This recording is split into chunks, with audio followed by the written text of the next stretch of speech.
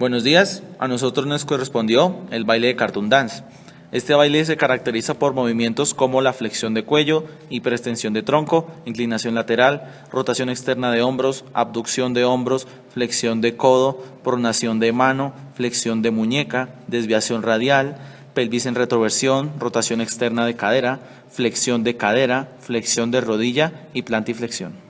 Flexión de cuello. Este movimiento se da en un plano sagital, un eje coronal, una dirección anterior y es un movimiento angular. La flexión de cuello se da mediante la articulación occipito-atloidea, que se da entre la articulación de las carillas articulares superiores del atlas, que es la cavidad convexa, y los cóndilos occipitales, que es la cavidad cóncava. Y también por la articulación atlo-axoidea, que se da entre las carillas articulares de C1 del atlas, que es la cavidad cóncava, y la articulación con las carillas articulares de C2, que es el axis, que es la cavidad convexa. En estas dos articulaciones se da un deslizamiento. Los estabilizadores estáticos principales que se ven tensos en este movimiento son el ligamento nucal, el ligamento longitudinal posterior, los ligamentos interespinosos y el ligamento amarillo. Los ligamentos que se ven relajados en este movimiento son el ligamento longitudinal anterior y los ligamentos intertransversos. Los estabilizadores dinámicos que participan en este movimiento de una forma concéntrica son el largo del cuello en su porción superior e inferior y ventral, el escaleno anterior, escaleno medio, escaleno posterior y esternocleidomastoideo, mientras que los que se encuentran en tracción excéntrica son el transversal del cuello, el digástrico, el iliocostal y el esplenio del cuello. Hiperextensión de tronco, el cual se da en un plano sagital, un eje coronal y una dirección posterior. Este es un movimiento angular y según Daniel se da de 0 a 25 grados. En este caso, el avatar está realizando aproximadamente unos 18 grados. Este movimiento se da gracias a las articulaciones uncovertebrales, que se da entre la articulación de los cuerpos vertebrales, que es la cavidad cóncava, que se articula con los arcos vertebrales, que es la cavidad conveja, y se da un movimiento de deslizamiento. Los principales estabilizadores estáticos son el ligamento longitudinal anterior, se tensa, y los que se relajan son los ligamentos longitudinal posterior, amarillo, interespinoso, intertransverso y supraespinoso. Los músculos que se contraen concéntricamente son el iliocostal torácico y lumbar, dorsal ancho, espinal torácico, semiespinal torácico, transverso espinoso, rotadores torácicos y lumbares, mientras que los que se contraen excéntricamente son el recto del abdomen, oblicuo interno y externo y psoas mayor y menor. El siguiente movimiento es una inclinación de tronco hacia el lado izquierdo. Él se da en un plano coronal, un eje sagital, una dirección lateral y es un movimiento angular. En cuanto a la artrocinemática, en este movimiento se da de igual forma que en la hiperextensión de tronco. En cuanto a los estabilizadores estáticos, encontramos que se tensan principalmente los ligamentos intertransversos y amarillos del lado contrario al que se inclina, y del mismo lado al que se está inclinando se acortan el longitudinal posterior, longitudinal anterior, intertransversos, interespinosos y supraespinosos.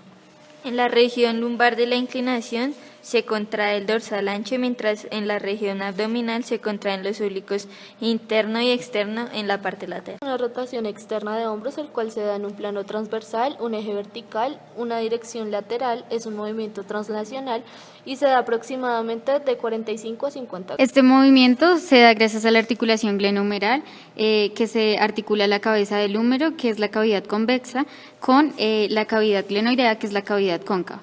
Se da un deslizamiento y rodamiento donde la cabeza del húmero se desplaza en dirección anterior. Los estabilizadores estáticos en una rotación externa que se ven tensos son el ligamento humeral, los ligamentos glenohumerales en su porción superior, media e inferior y la cápsula articular. Los músculos que participan en esta rotación son el infraespinoso y el redondo menor, mientras que los que se contraen excéntricamente son el subescapular, pectoral mayor, dorsal ancho y redondo. Una abducción de hombro, el cual se da en un plano coronal, un eje sagital, una dirección lateral, un movimiento angular y se da en este caso de aproximadamente 75 a 80 grados. En este movimiento, al igual que el anterior, se da gracias a la articulación glenohumeral, donde se da un deslizamiento y rodamiento, donde la cabeza del húmero se desplaza en dirección inferior. Los estabilizadores estáticos tensos en este movimiento son el ligamento coracohumeral, ligamento glenohumeral superior, medio e inferior y la cápsula articular. Ninguno se encuentra relajado. Los estabilizadores dinámicos implicados en este movimiento con una contracción concéntrica son el deltoides medio y el supraespinoso, mientras que los que se encuentran contraídos excéntricamente son el pectoral mayor. La flexión de codo se realiza en un plano sagital, un eje coronal, una dirección del cúbito hacia anterior. Es un movimiento angular y se da en este caso aproximadamente de 70 a 75 grados. Este movimiento se realiza mediante dos articulaciones. La primera es la humerorradial, donde se articula el cóndilo humeral, que es la cavidad convexa, con la cabeza del radio, que es la cavidad cóncava. Hay un deslizamiento donde la superficie distal ósea de la cabeza del radio se desplaza mediante un movimiento accesorio en sentido posterior. Y la articulación humerocubital, donde se articula la tróclea humeral, que es la cavidad convexa, con la cavidad sigmoidea, que es la cavidad cóncava, donde se da un deslizamiento, donde la cavidad sigmoidea mayor del cúbito se desplaza en sentido anterior.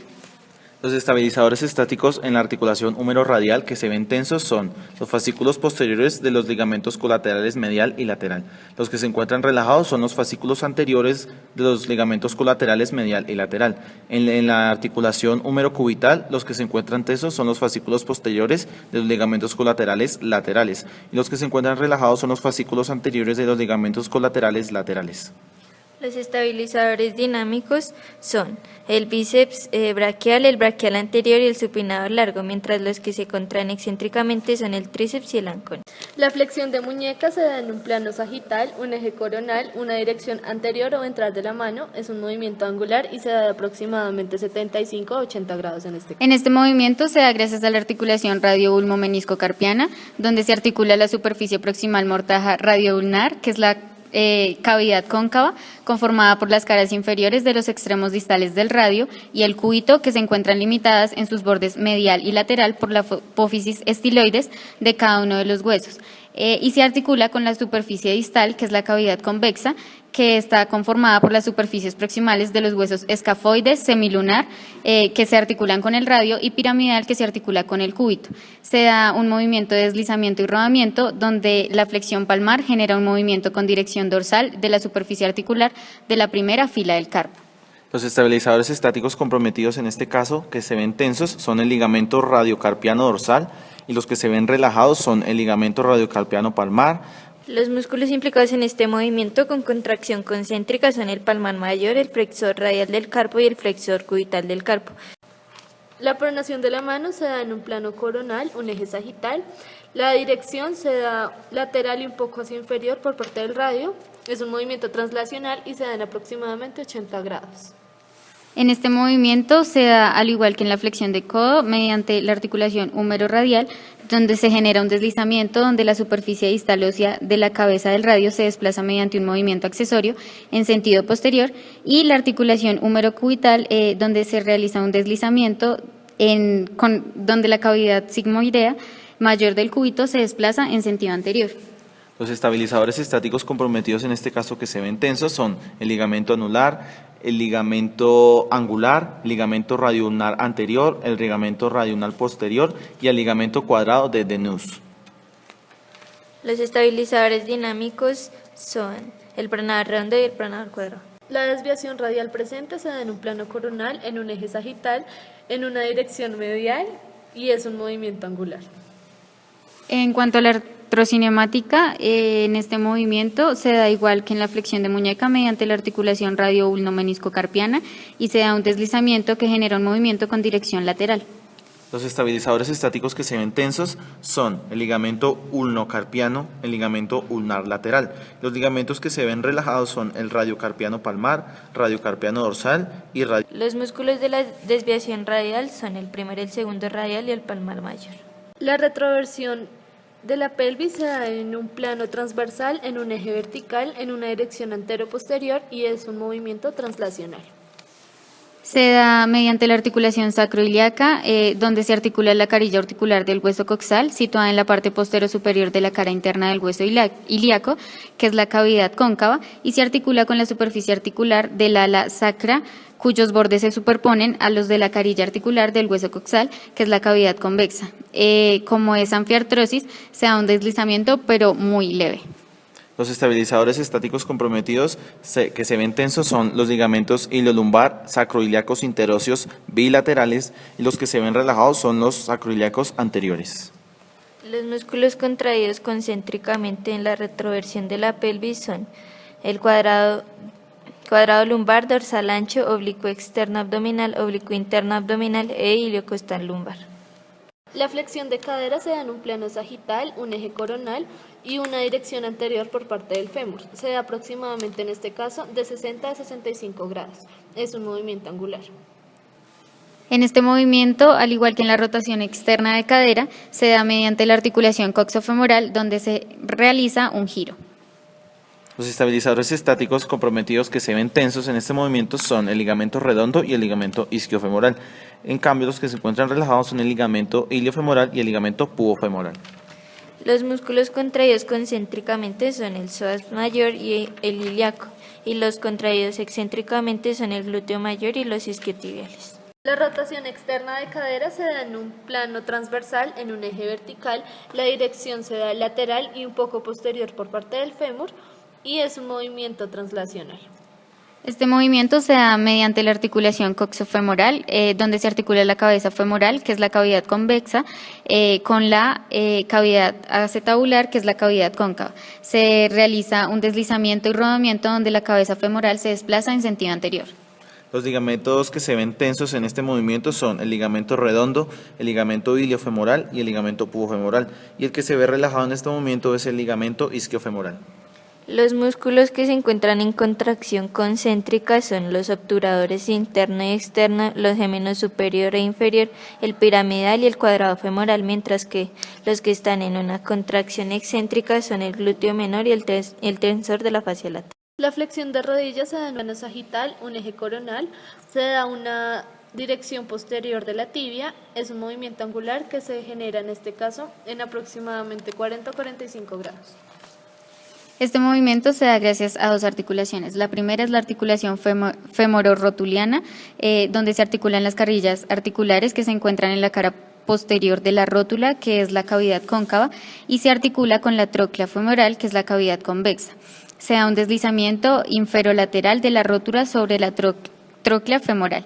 Y la articulación femorotibial, donde se articula el fémur, que es la cavidad convexa, y la tibia, que es la cavidad cóncava, donde se da un deslizamiento posterior de los platillos tibiales sobre los cóndilos femorales. Los estabilizadores estáticos que se ven tensos en este movimiento son el ligamento transverso intermeniscal, y los ligamentos que se ven relajados son los ligamentos laterales, el ligamento cruzado anterior, el ligamento cruzado posterior, el ligamento popliteo oblicuo y el ligamento popliteo arqueado. El estabilizador dinámico que se encuentra contraído concéntricamente es el isquiotibial, y los que se encuentran contraídos excéntricamente son los cuádriceps. La plantiflexión se da en un plano sagital, en un eje coronal. La dirección se da del talón hacia anterior.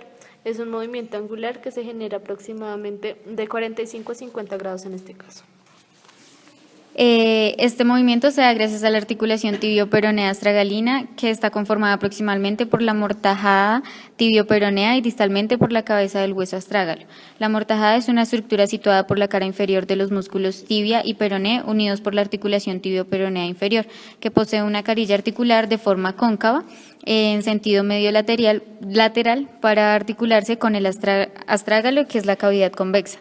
Se da un deslizamiento hacia sentido anterior del astrágalo sobre la mortajada tibio-peronea. Los ligamentos que se ven tensos en este movimiento son el ligamento peroneo-astragalino anterior, tibio-astragalino anterior y tibio-escafoideo. Los ligamentos que se relajan en este movimiento son el ligamento tibio-calcáneo, peroneo-astragalino posterior, peroneo-calcáneo y tibio-astragalino posterior. Los músculos que participan en la flexión plantar son los gemelos y el sóleo.